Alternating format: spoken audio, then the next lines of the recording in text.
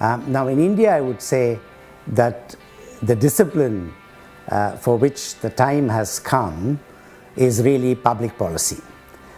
All other disciplines, of course, contribute to a stock of knowledge.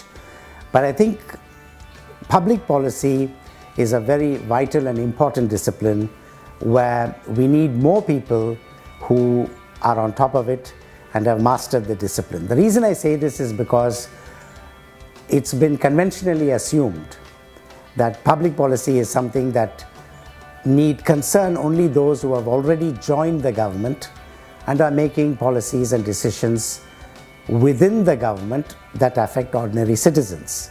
But that's changed. We now no longer think that anything that is decided by the government is by definition or automatically in the public interest.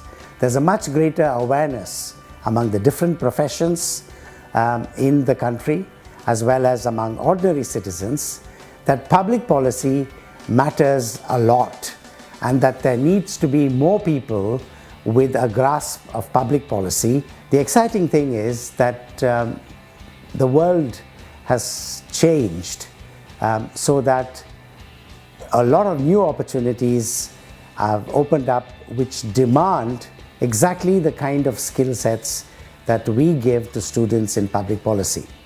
To begin with, governments are now increasingly relying upon think tanks and research institutes to do background research, to analyze data, and to come up with policy options. So there's a realization in government that you need to rely upon think tanks that will do the analysis and provide in-depth knowledge in any field of public policy, whether it's health or education or pensions or whatever. So research institutions and think tanks are one source of employment, and they will proliferate in this country. The other interesting phenomenon in this country is that we have a law that requires all corporations that have earnings above a certain amount or a turnover above a certain amount to set aside 2% of their pre-tax profits for corporate social responsibility initiatives. Now what this means is really development initiatives. So these corporations are setting up foundations or institutions that are meant to help the community with provision of public services or public goods such as health, education, and so on.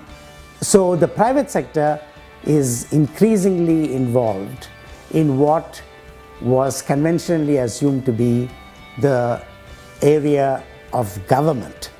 That means that in all of the big, well-established corporations in this country, there will be a CSR division, and the knowledge and skills that our public policy graduates have will be greatly valued in those CSR initiatives.